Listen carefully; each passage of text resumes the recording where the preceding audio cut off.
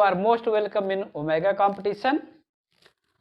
पिछले लेक्चर में हम लोग पढ़ रहे थे ऐसे सेंटेंस जिसमें वर्ब हो और वर्ब को डायरेक्ट यूज किया गया हो।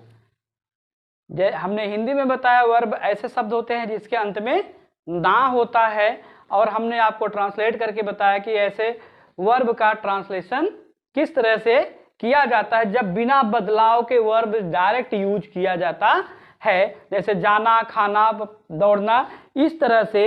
लेकिन अब इसके साथ एक और होता है, जैसे मैं जाने वाला हूं, ठीक है, थोड़ा सा चेंज करके जाना की जगह आ जाए जाने वाला, थोड़ा सा चेंज हुआ तो इसके साथ क्या आ गया, जाने वाला। तब इसका ट्रांसलेशन कैसे होता है, देखिए ये भी सब इजी है। इंग्लिश इज वेरी इजी, याद रखिए इंग्लिश में कुछ भी नहीं है, एक लैंग्वेज है, ठीक है, बिना टेंशन के पढ़िए, इंग्लिश बिल्कुल आसान है। देखिए इसका जैसे मैं एक सेंटेंस लेता हूं कि मैं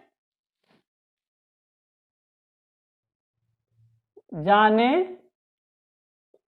वाला हूं। देखिए अभी इसके पहले वाले लेक्चर में हम पढ़े थे मुझे जाना है, मुझे जाना है, इसमें कोई चेंज नहीं हुआ था। अभी इसमें थोड़ी सी चेंजिंग हो गई है, तो हमारे इंग्लिश में भी चेंजिंग होगी जरूर। हिंदी के सेंटेंस में चेंजिंग हुई है तो इंग्लिश के भी सेंटेंस में चेंजिंग होगी। तब क्या होगा, जब भी ऐसा आए, ठीक है, तो वहां पे देखिए हमने कहा इस तरह से, जब जाना जाने में जब कोई ज्यादा अंतर ना हो तो इसको उसी तरह से टू ही लगाएंगे। क्या लगाएंगे, टू लगाएंगे। यानी जाना का क्या हमने बताया था, जाना, खाना, टू गो, टू कम, है ना, टू प्ले, मतलब जाना, आना, खेलना, मतलब जो भी आपके मन में आए सेंटेंस, वो सेंटेंस आप लिखें और उसका ट्रांसलेशन करें। देखिए मैं जाने वाला हूं, तो ऐसे सेंटेंस में जब ये अलग से आ जाए, एकदम डायरेक्टली इसकी यूज ना किया जाए, तो यहां पे हम ऐसे सारे सेंटेंस में मैं जाने वाला था, मैं जाने वाला था, ठीक है, मैं जाने वाला हूंगा। पढ़ते हैं लेकिन बोलते कम है ये सब, ये वाला जाने वाला हूंगा, ठीक है। इस तरह से जब भी आए तो यहां है के लिए वही है, हूं, हो के लिए इज, एम और आर का ही प्रयोग किया जाएगा। इज, एम, आर का प्रयोग किया जाएगा जब भी रहे, ठीक है। यहां वाज और वर का यहां विल बी और शैल बी का प्रयोग किया जाएगा, ठीक है। तो मैं जाने वाला हूं, तो ट्रांसलेशन क्या हो जाएगा, सब नियम वही रहेगा, कुछ बदलता नहीं है, हम डायरेक्ट बता रहे हैं। यहां हो जाएगा I am to go, I am to go, मैं जाने वाला हूं, मैं कहने वाला हूं, मैं कहने वाला हूं। देखिए ये जो सेंटेंस है इसका प्रयोग लेटर लिखने में बहुत यूज होता है शुरू में। मैं प्रार्थना पत्र हो, एप्लीकेशन हो, लेटर हो, वहां पे यूज होता है मैं कहने वाला हूं। तो इसका हो जाएगा, क्या हो जाएगा, आई एम टू से, मैं कहने वाला हूं, आई एम टू से। समझ आ रहा है ना, ठीक है। रीता नाचने वाली है। अब बाकी इसको चाहे जितना बड़ा बना दो, है ना, कि रीता दिसंबर में कहीं जाने वाली है, रीता इंग्लिश पढ़ने वाली है, कुछ भी सेंटेंस आप बना सकते हैं। तो क्या हो जाएगा, Rita is to dance. Rita is to dance, Rita नाचने वाली है। ठीक है, रीता नाचने वाली है ना। तो हो जाएगा। अब यही चीज अगर आए पास्ट में, क्या हो, पास्ट में मैं कहने वाला था, तो क्या हो जाएगा, आई वॉज टू से। आई वॉज टू से। अब अगर फ्यूचर में हो जाए, मैं कहने वाला हूंगा, ठीक है ना, मैं जाने वाला हूंगा, तो इसका ट्रांसलेशन हो जाएगा आई शैल, है ना, be to go. I shall be to go. समझ में आ रहा है। अब इसका किसी का निगेटिव बनाना है, मैं नहीं कहने वाला हूं, या मैं बोलने वाला नहीं हूं, या मैं नहीं बोलने वाला हूं, मैं नहीं बोलने वाला हूं। तो क्या हो जाएगा, I am not third place पे रिजर्व, है ना, I am second place, I am not to speak, I am not to speak. हो गया निगेटिव। चलिए अब मान लीजिए रीता इज टू डांस, इसको इंट्रोगेटिव बनाना है। क्या रीता नाचने वाली थी? सब एक ही में पढ़ो, है ना, बोझ कम रहेगा, सब एक ही चीज है, केवल वर्ड का हेर फेर है, और कुछ नहीं है ना। क्या रीता नाचने वाली है तो ही जा जाएगा, थी है तो वहां जा जाएगा। क्या रीता नाचने वाली थी, तब हो जाएगा क्या, हाँ वाज, है ना, इसकी जगह इसको लिखते नहीं है, was Rita to dance, was Rita to dance. मैं नहीं बोलने वाला हूं, तो इसका इंट्रोगेटिव, क्या मैं नहीं बोलने वाला हूं।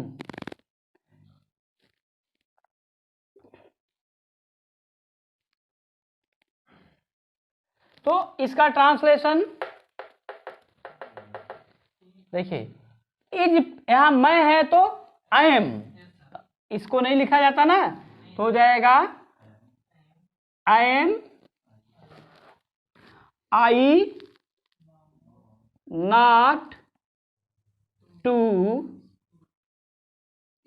Speak, I am I not to speak.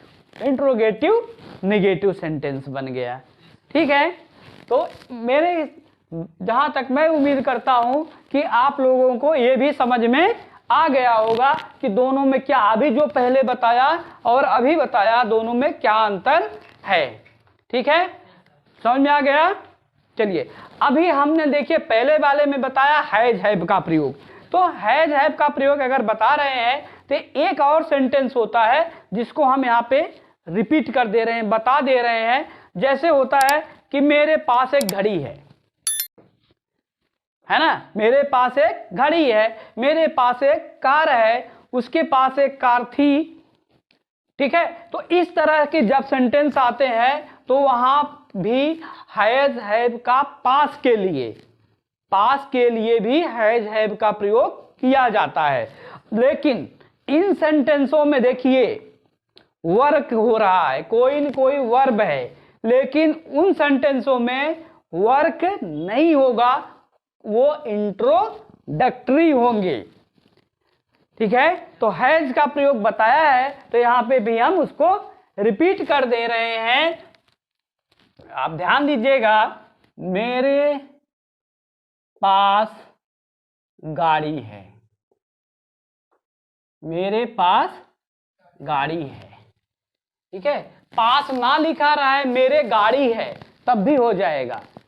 ठीक है, जैसे गाय के सींग है, गाय के सींग होती है, गाय के पास सींग है। ठीक है, तो इस तरह से रहे, पास न लिखा रहा है, के है लिखा रहा है, तो भी सेम वही ट्रांसलेशन होगा। अगर है, हूं, हो है, तो हैज हैव का प्रयोग किया जाएगा।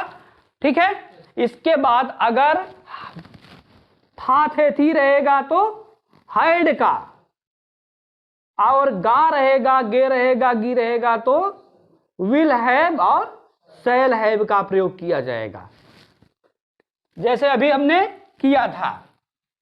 है के लिए है, हूं, वो मतलब जो भी हो, हा के लिए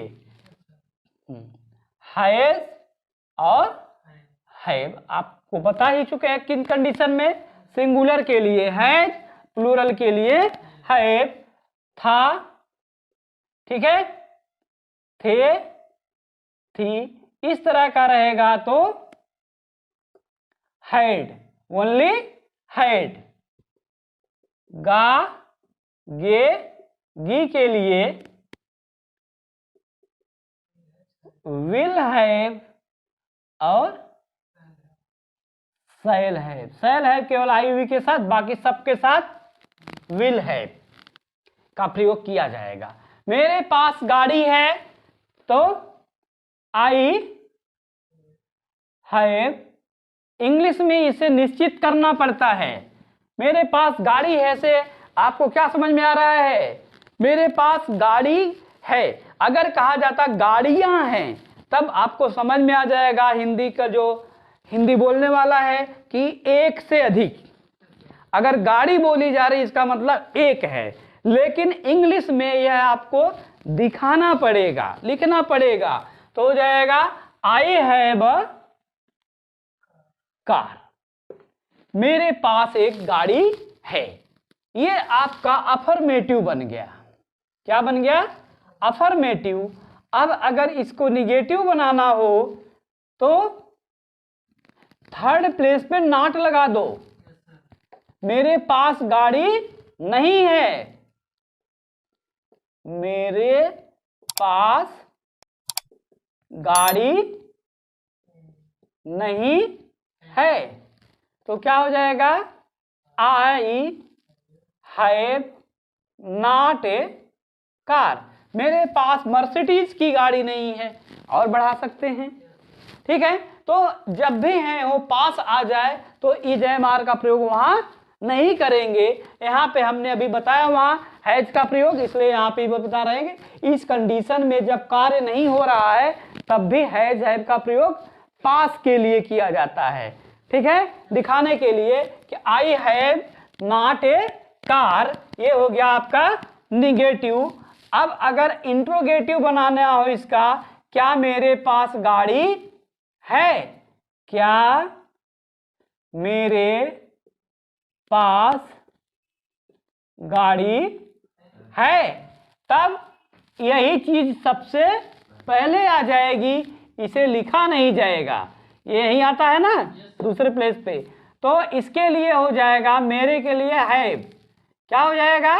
have I A car, have I A car. अब अगर इंट्रोगेटिव और निगेटिव दोनों आ जाए तो यहां पे हम नॉट लगा देंगे। थर्ड प्लेस पे not, have I not a car, क्या मेरे पास गाड़ी नहीं है, तो हो जाएगा have I not a car. अब ले लेते हैं पास्ट में इसी को। देखो मेरे पास गाड़ी नहीं थी। मेरे पास गाड़ी थी पहले से, ठीक है। अफर्मेटिव ले लेते हैं, तो क्या ट्रांसलेशन करिए खटाखट। I had a car. Maruti की कार है तो मारुति कार लिखो, महिंद्रा की है महिंद्रा लिखो, मर्सिडीज है मर्सिडीज लिखो, है ना, लैम्बोर्गिनी लिखो, जो भी आपके पास है। इसका निगेटिव, मेरे पास गाड़ी नहीं थी। देखो कोई सेंटेंस ले लो, एक अपने से बना लेना, उसका सारा रूप बदल लेना, फिर दूसरा सेंटेंस बनाओ। हैबिट करो, डेली जो बोलते हो तो आपकी हैबिट धीरे धीरे बनती जाएगी। इसको भी सेम वही हो जाएगा, थर्ड प्लेस पे नॉट लगेगा, बस इतना याद रखना। आई हैड नॉट कार, हो गया। अब इसका इंट्रोगेटिव बनाओ, तो क्या मेरे पास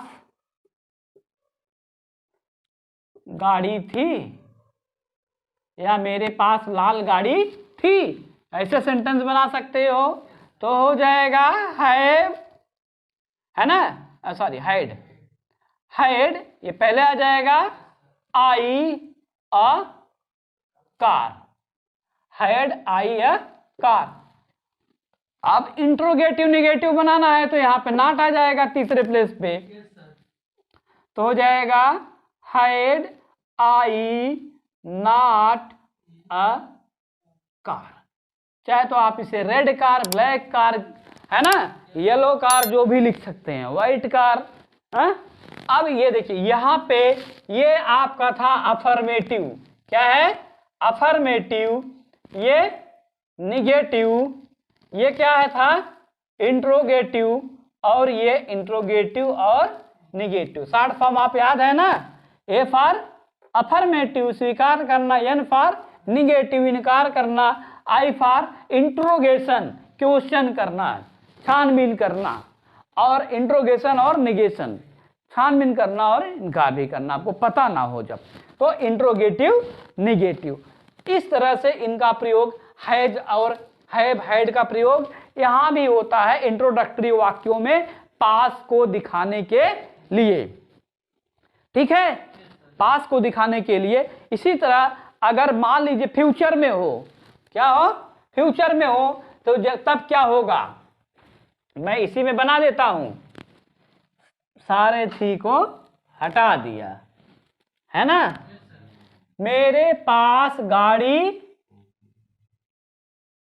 होगी, मेरे पास गाड़ी होगी, तब क्या हो जाएगा, I shall have a car, ठीक है। मेरे पास गाड़ी नहीं होगी, मेरे पास गाड़ी नहीं होगी, तब हो जाएगा I shall not have a car. तीसरे प्लेस पे लगाएंगे ना, I shall not have a car. अब क्या मेरे पास गाड़ी होगी, मेरे पास गाड़ी होगी, तो यहां क्या हो जाएगा, शैल आई हैव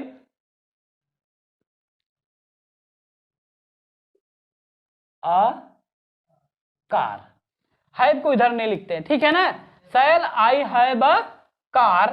अब अगर आ जाए इंट्रोगेटिव और निगेटिव, ठीक है, तब क्या हो जाएगा, shall I not have a car. तब हो गया इंट्रोगेटिव निगेटिव। तो इस तरह से हमने आज देखा कि इंट्रोडक्टरी में भी हैज, हैव, हैड का प्रयोग कब किया जाता है, पास के लिए। जब क्या हो बताया जाए कि हमारे पास ये है, जैसे ठीक है के है या पास है, दोनों चीज है, समझा ना, दोनों चीजें आपको बोली जाए।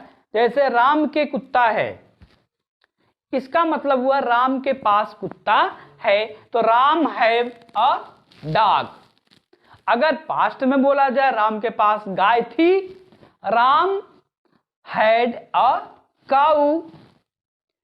अनीता के पास सफेद गाड़ी थी, Anita had a white car. तो इस तरह से आप एक सेंटेंस को पकड़ें और बार बार उसी को रिपीट करें, दोहराएं, नोटबुक ले ले लिखें, इसके बाद आप वर्बल बोलें, मुंह से बोलें, मुंह से हिंदी सेंटेंस सामने देखें और उसी को बोलें, सामने देखें और उसी को रिपीट करें। जो आपको दिखाई दे जाए, कुत्ता दिखाई दे जाए, बिल्ली दिखाई, जैसे मान लो आपके सामने गाय है तो आप सेंटेंस बनाए, गाय के पास सींग है, ठीक है, the cow have a horn. गाय के पास पूंछ है, काऊ हैव अ टेल। गाय के पास 4 लेग हैं, पैर हैं, द काऊ हैव 4 लेग्स। मतलब इस तरह से जब आप प्रैक्टिस करेंगे, बोलेंगे, तो धीरे धीरे आपका धड़का खुल जाएगा और इंग्लिश आपको बहुत ही आसानी से आने लगेगी, बहुत ही इजी आने लगेगी। अभी तक आपने अगर मेरा सारे लेक्चर क्रम से अटेंड किए होंगे तो आपको इंग्लिश में जो लग रहा होगा कठिनाई, वो अब धीरे धीरे खत्म होने लगी होगी और सेंटेंस का स्ट्रक्चर समझ में आ गया होगा कि सारे सेंटेंस का स्ट्रक्चर एक ही होता है, हम जरूरत के अनुसार थोड़ा थोड़ा मॉडिफिकेशन करते रहते हैं। ठीक है, तो आज का लेक्चर हम यहीं पे खत्म करते हैं, मिलते हैं अपने नेक्स्ट लेक्चर में, तब तक के लिए थैंक यू वेरी मच।